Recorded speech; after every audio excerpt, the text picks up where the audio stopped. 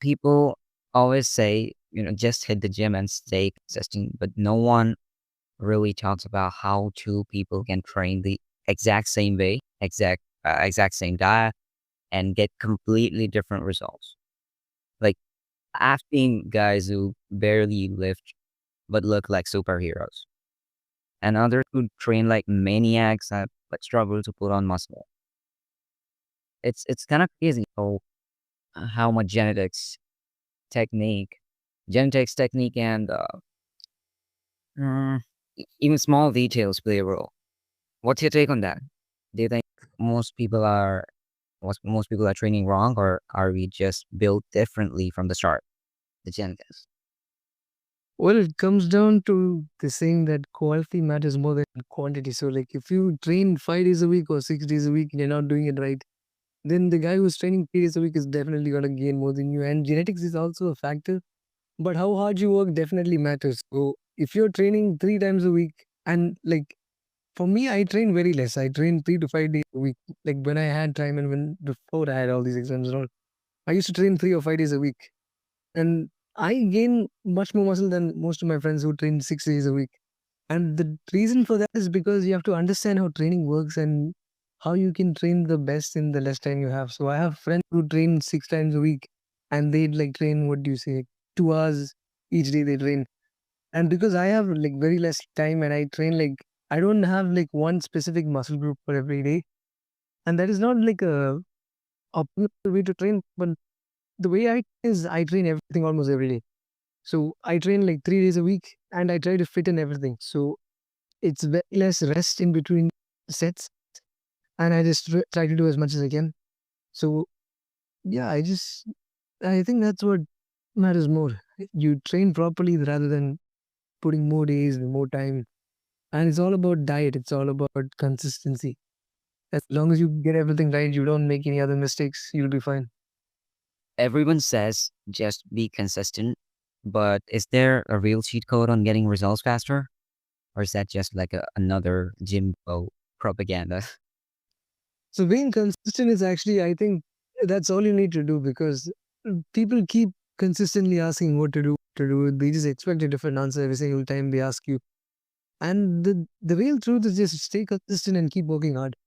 So yeah, it is just stay consistent. That's all you have to do because results don't come immediately. Like for me, if I stop training and then I start training after like 2 3 months, it's gonna be harder for me. I mean, no, it's gonna be easier for me to build back what I had rather than someone starting from scratch.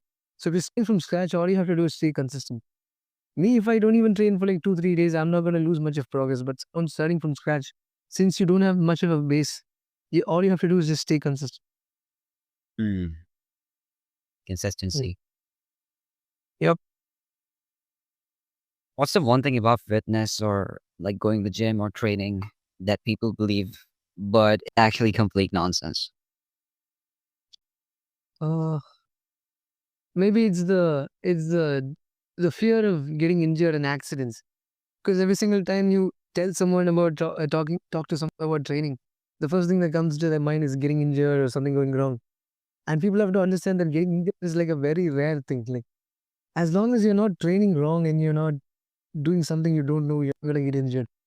So if everyone's fear about going to the gym is just if something goes wrong, and that's something that's very rare, and people have to get that out of their mind so that they just train without excuses. If I could only train one thing for the rest of my life, should I focus on raw strength, or endurance, or skill? Like, what's actually the most useful in real life? I'd say focusing on functional strength is more important, I think, because no matter how much big your muscles are, if you can't use them, then there's no point.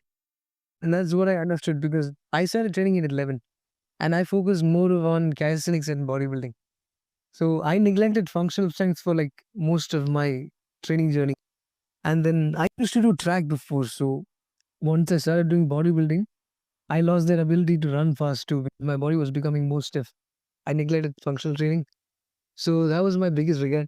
So I suggest training more functionally is definitely much better. Like doing cardio instead of just running on weights.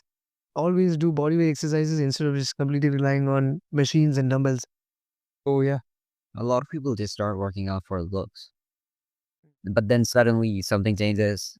What was that moment for you? Did you like start working out because you're passionate about it, or you're like another? But what was the moment for you when fitness became more than just aesthetics? Okay. Well, I actually also started training for the point of looks. I started training when I was 11, and I started training for looks because I thought people would accept me better if I looked good, or if that was like what was wrong. And I started training just for aesthetics. I thought that people would like me more if I started training and I had like a six pack. That was the whole reason why I started. And then eventually it changed from that because I started developing a passion for training. Because like growing up, I never really played video games or I had any other passions like that. So the first thing I ever started was bodybuilding, and then soon I got addicted, and it's what I do. I love doing it now, and yeah, the turning point was just I just fell in love with bodybuilding, calisthenics, food. Now I do Muay Thai, and I just love doing it. It helps me physically and mentally, keeps me in control. If you could train with any legendary athlete or fighter for a day, who are you choosing and why? Well, for bodybuilding, I definitely train with Prime Arnold Schwarzenegger because Prime Arnold was a different person. Well, for I wouldn't choose Messi or Ronaldo because I'm not that much good in football or do I have that much of an interest. I used to, but then now not anymore. I don't play much of football. And when it comes to like a fighter, I think I choose Boakau. He's a fighter from Thailand. He does Muay Thai. And yeah, he's really good. And his conditioning is really good. So I definitely want to train with him. People talk about motivation, but it's not always there, right? What's something keeps you going even when you don't feel like it? Now, Exactly. the most common answer to this is discipline, but David Goggins has normalized discipline, but people don't take it as personal as they should be doing. And I personally believe that motivation do have a big part in your life. When people say, fuck your feelings and stuff, I've seen a lot of reels nowadays saying this, but I think everything you do depends on your feelings. What's your take on this? Like, do you feel like David Goggins' kind of stay hard mindset is good? Or like feeling your feelings is the best way to go for it? Well, his take on it is definitely the best thing to do because there are gonna be days where you don't feel like training or you don't feel like doing what you have to do, and you'll just have to push through. That is the best thing to do. But then there will be some days where you have to listen to your feelings. I do agree with that, but then his whole point is not completely relying on your feelings. So you have to build discipline, and discipline is just ignoring your feelings when you don't feel like it. So feelings do matter, but then don't rely on it completely. Because feelings come and go. If you feel like doing it today and then you don't feel like doing it tomorrow, it comes and goes. You can't rely on feelings. So you have to build discipline.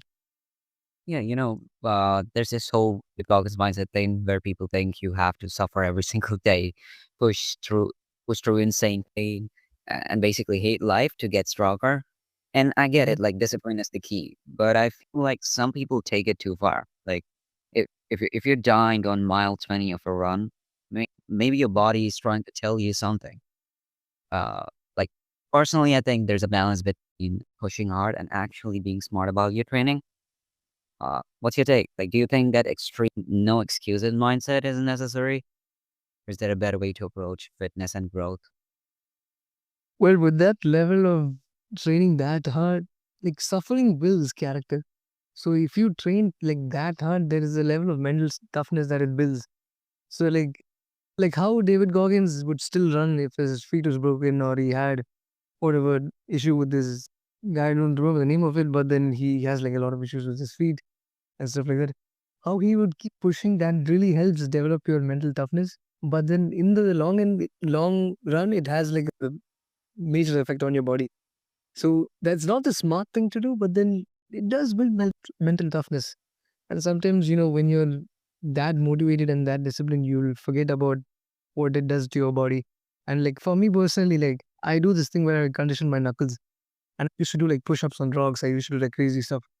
So like when I was doing it, I was doing it for my mind. Like it helped me calm down or whatever. Or like looking back, it was crazy, but then it did help me calm down. And then now looking back, it did definitely take a toll on my body. Like my knuckles are numb. I don't have any issues as of right now, but then after reading like a lot of uh comments on Reddit and stuff like that, it definitely causes arthritis in the long run and in the future.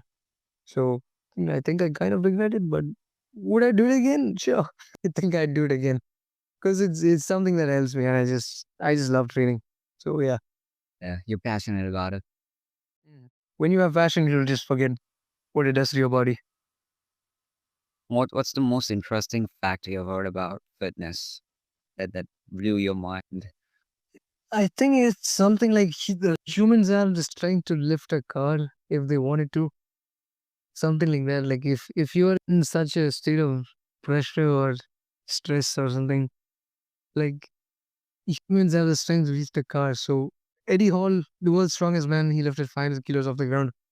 He didn't do that just because of pure arm strength. He had to get his mind into like a state where he had to tell himself like he was lifting a car off a ceiling. So if you put like this insane scenario into your head, then it gives you this insane sort of strength. So I think that's the most like crazy fact I've heard about the body. Yeah. I've seen some Muay Thai fighters, and they're shredded Muay Thai fighters. They might be 160 LEs, but hit like truck, like they hit insane. You've probably seen how their legs work. But while a 250 LB bodybuilder might not even be able to throw a decent punch. So since you train in both, do you think people overrate size when it comes to real world strength power? Yeah, definitely. Because like just because you're big, it doesn't mean that you can fight. And a lot of the muscle that you build, it's being honest, it's not that useful. So I think the best thing to do is just do both, like how I do. Because I spent most of my years doing calisthenics and bodybuilding, and I just regret not starting Muay Thai or some martial art before. And even now, like I'm not trained with an academy. I'm just self-taught. Saw your video on YouTube. Dude, you just got bored with your training and you were like, okay, I'm gonna cook my fist right now. I've always thought if you drop the world's strongest powerlifter, a Muay Thai fighter, and a parkour athlete, like any athlete, into a survival situation, who's actually making it out? Like, I really wanted to know this. Like, being strong is great, but what's the type of fitness that actually matters when it comes to life or that? I think I'd go with an endurance athlete more because a powerlifter would get burned out easily. A Muay Thai fighter, sure, he's athletic, he has the cardio, he has the, you know, but then the thing about these fighters is like a lot of fighters have brain damage. So I don't really think like most of the people who do like who fight would have much of the survival information knowledge. Yeah, like if you fight a lot, then you're gonna have a lot of brain damage. So yeah, that's what these fights don't really show you. Basically, like you're kind of disabled for the rest of your life. That's the dark side of fight. It's not really spoken about much. Hmm. And then so because of that, I don't really think a Muay Thai fighter would do well because of he can't really think that well. And an endurance athlete, he has the cardio, he has the strength, he can survive, and then his brain is not that much affected. I guess I think he'd do better. Even gymnasts, what's the crazy part? People always think bodybuilders are the strongest guys in the world, but then you look at gymnasts. Like these guys are pulling themselves up on the rings like it's nothing. So it's wild how strength works, right? Do you think calisthenics gives people a different kind of power compared to weightlifting? Oh yeah, definitely. Because the thing about training at the gym is if you don't train for like a week or two, and then you come back, you're gonna lose a lot of strength. You're gonna lose a lot of strength and muscle. But the thing about calisthenics is if I train for like a week or two, or like if I have months of training, if I don't train for like 2 months or like a couple of weeks, I might lose muscle mass, but I still have the same amount of strength I had before. So like for me, because of exams, I haven't gone to the gym in like 2 months. But then like 2 days back, I just tried to do one arm pull ups and I can still do them because I've been doing calisthenics for like 5, 6 years now. So I still have a lot of like functional raw strength. And a lot of the muscle that I built is from purely calisthenics, so it's not gone away completely, but most of it has gone away. So yeah. I saw this thing the other day saying Muay Thai is the most difficult, but the most efficient for a striking sport because it literally burns your whole body into a weapon. I tried Muay Thai myself, but I feel like people underestimate how painful a proper leg kick is until they actually get hit with one. So what's your take? How does Muay Thai change the way you see fighting compared to other martial arts? Because Muay Thai has been popularizing a lot nowadays. Mhm. Well, Muay Thai is good, but then in my opinion, the one thing about Muay Thai is there's not that much of footwork. So that is really one problem because your all of your weight is like balanced on your non-lead foot. So if I'm right, like if my dominant leg is my right leg, and I'm like standing with my right leg on the back, and most of my weight is on my right leg, and my left leg is just ready for checking kicks, teeps. So that's one bad thing about Muay Thai. But then the good thing is that you're using all your limbs. So it's called the eight limbs of. You're using your elbows, you're using your knees, you can punch, you can kick. But then the bad thing is that there's not a lot of footwork, and then there's no grappling. So in a street fight, realistically, Muay Thai would help. But then if your opponent knows wrestling or judo or something, then they might have an upper hand. So yeah. Social media has completely ruined people's perception of what's achievable naturally. Like, I swear, some guys think that if they're not jacked in 6 months, they're doing something wrong. Do you think people have lost patience because of what they see online? Oh yeah, definitely. Because whenever you open your phone, you're just seeing little guys, and then it just fills up that want for the physique. That's why people just give up after like weeks and weeks of training because they just think it's because they see so much people with the same ripped physique. It just gives them a mentality that it's so easy to eventually get it. So they just train for like 1 or 2 months and then they don't see results and they just give up. So yeah, it does ruin people's perception of, you know, Hmm. Okay, be honest on this one. When you walk into a room, do you automatically size people up and think, yeah, I could take him for a fight? like, I mean, do I do that regularly? No, but then have I done it? Yeah, I have. Is it true that after one Muay Thai session, you start instinctively kicking random objects around the walls? That's kind of true. This is true. I do that. Is there a perfect body for different types of training, or can anyone shape their physique however they want? It's true. Well, there is an ideal physique for each sport, but you can really shape your physique however you want. But it might be harder because for Muay Thai and all, like if you're having like a lot more muscle, then there's a chance that you might get burnt out really quickly. So it might be more ideal to keep a lean physique. But yeah, like you can adapt. So yeah. What's one code that actually works when you feel lazy? Probably you're going to work out and you feel lazy, and that one chord hits you hard every time, or just remember it and just wake up. Hmm. I think just do it for your future self so that you don't regret it. Because everything you do now it determines who you become when you're older. And if you don't build discipline now, then when? So yeah, Yes. just make decisions you're not gonna regret later. So yeah. Yeah, exactly. You still have the chance. You can choose to come in commerce instead of engineering. How much of training is mental versus physical? Like, could I convince myself into being stronger, or do I actually have to do the work? I'd say around 50-50. I think it would be good, like a 50-50 thing. So 50% mentally, 50% physically. If you just want to train, if you're like really driven, then you can actually get a lot of work done. So if you're physically not that ready and then you're just lazy, if you're mentally strong, then you can definitely get like a lot done. So I'd say 50-50, but for some people it might be different. Do you think most people train wrong? Uh, it depends on if they have like a coach.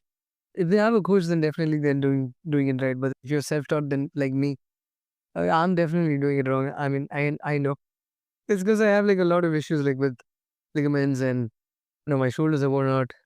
Same for my elbows. Because like I made a lot of mistakes and I had to learn from it on my own.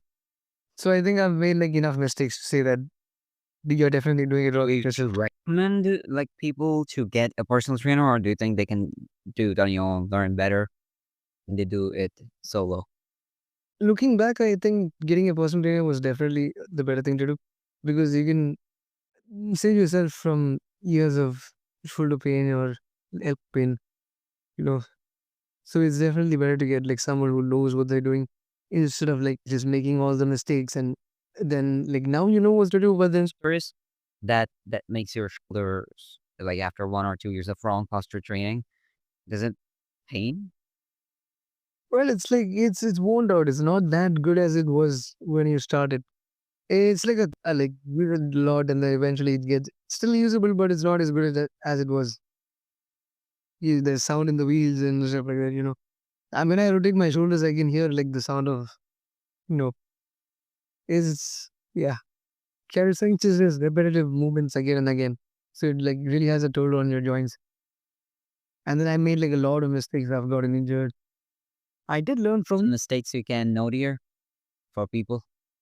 but I think it's not taking enough rest days or rest in between sets and not drinking enough water, not prioritizing your diet, your sleep. Because if you want to become better, you have to keep everything like enemy. You need sleep, you need diet, you need to drink enough water, you need to train enough, not too much. If you train too much, you're going to strain your muscles or you're going to get injured. And prioritize your form over weight over number of reps. So yeah, that's definitely the mistakes I regret making. And if you don't, and recovery is just as important as training. Because if you don't recover, then you're not going to be ready for your next training session. So recovery is just as important. Yeah, that's right. If you could change one thing about how fitness is taught online, like the online coaches nowadays, there have been increasing quantity of online coaches. Right. What would it be? One thing you want to change about how fitness is taught online? Like there's a lot of myths, there's a lot of fake ones, there's a lot of real ones as well, but it's hard to find gold.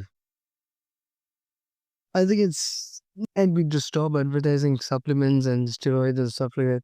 Everything else is fine, but then I just don't like the whole steroids and supplement part of it. Because I personally, I don't use any supplements. Neither am I going to ever use steroids in my life. So I think just that part of it just should be stopped or made illegal or something. What's something you think is interesting about fitness? Hmm. I think everything's just, I don't know. I don't think I was on top of it. Or like specifically, what do you like when you see you're in fitness? So, because I'm not in fitness, but I do like fitness. But I can't say I like fitness until I am fit myself. Hmm.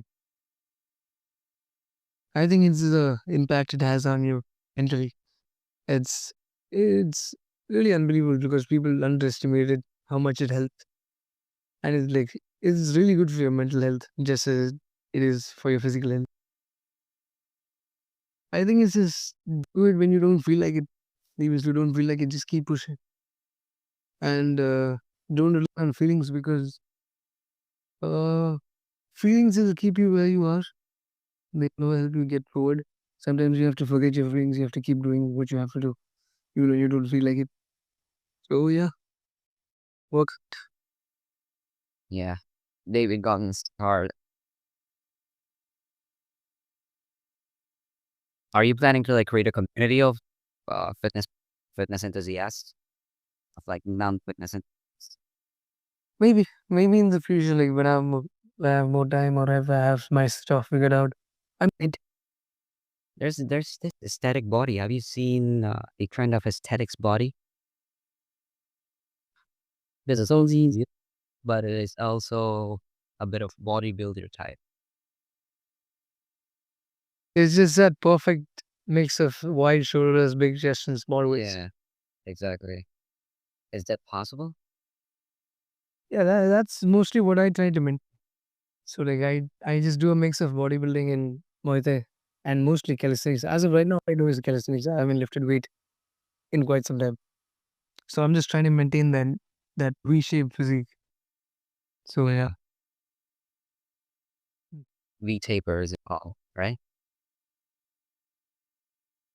How do you think powerlifters like there's a powerlifter, you probably know him, his name is Anatoly. Oh yeah. Yeah, he's weight like I guess 75, 80, and he deadlifts like 5 times his weight, 4 times his weight at least. That's insane. How and I guess years and years of training, or is it just something you can achieve in a short time as well? But intense training. I think most of his strength is from years and years of training because he's also done calisthenics in his videos. Like I've seen that he can do pull-ups and muscle-ups. So he definitely has like a base of calisthenics, which I think is really like good for your strength. And he's been training for like a lot of years. So that's probably why he can do that much of lift. What do you take on like whey protein versus veg protein? So veg is basically vegan protein. Hmm. Well, You prefer? I personally like chicken. I'm not vegan, so I eat like a lot of meat. And my opinion on whey protein, like I really don't supplements. I've stayed away from stuff like that, like creatine, whey protein. I don't really take any of it. So uh I just eating normal food. That's what I do. Just eat enough protein, eggs, chicken, meat. If you're veg, then there's vegetarian stuff too. But then I don't really know much about it. So yeah, I guess like almonds, stuff like that. Almonds, dry fruits. What's one thing that you would tell to somebody who want to start their fitness journey from tomorrow? What's that one piece of advice you're gonna give them? Well, don't listen to anyone around you. Don't take people's opinions and just do what you want to do. Whatever reason you have for starting, stay true to it. And don't just wake up one day saying that I'm tired, I can't do this anymore, I'm gonna give up. Because feelings come and go. You can't really rely on your feelings. So you have to do what you have to do and just don't give up. People will always tell you to stop or what you're doing is oh, stop trying too hard or there's no point. People always say stuff like that. Just ignore people, shut them out. Surround yourself with people who think the way you do. And that's all you need to do. Just stay consistent, keep working hard, and yeah.